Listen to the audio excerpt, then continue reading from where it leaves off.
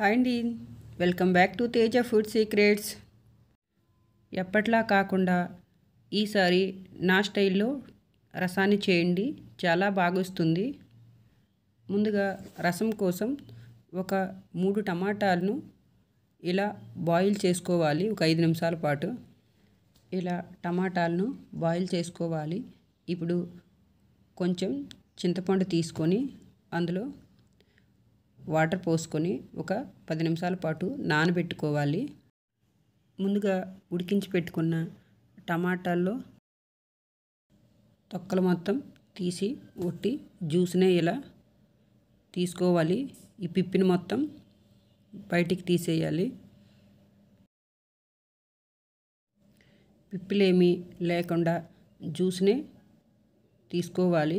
ఇప్పుడు ముందుగా నానబెట్టుకున్న చింతపండులో జ్యూస్ కూడా తీసి మనకు ఎంత రసం అయితే కావాలో అంత తీసుకోవాలి.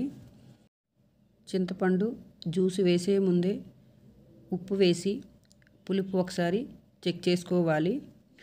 1 స్పూన్ పసుపు, తగినంత ఉప్పు వేసి రెండింటిని కలిపి ఇలా మరగపెట్టుకోవాలి.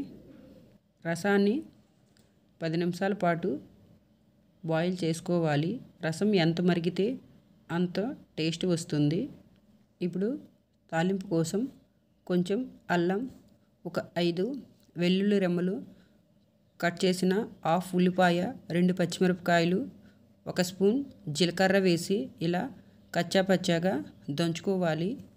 ఇలా దంచుకోవడం వల్ల రసం చాలా మంచి ఫ్లేవర్ వస్తుంది. ఇప్పుడు ఒక తపెలా పెట్టుకొని 2 స్పూన్ల ఆయిల్ వేసుకోవాలి. ఆయిల్ వేడయ్యాక కొంచెం కరివేపాకు, 3 ఎండుమిరపకాయలు వేసి తాలింపు ఇలా వేగించుకోవాలి.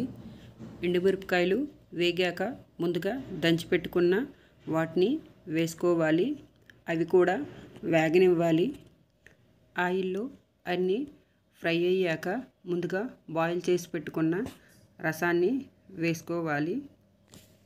ఎప్పుడూ చేసే విధంగా కాకుండా ఇలా ఒకసారి రసం చేయండి, చాలా బాగా వస్తుంది. గ్లాసులతో తాగేస్తారు, అంత టేస్టీగా వస్తుంది. తప్పక ఒకసారి ట్రై చేయండి.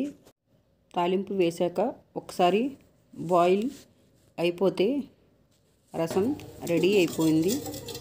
మీ ఇంట్లో ఎలా చేస్తారో ప్లీజ్ కామెంట్.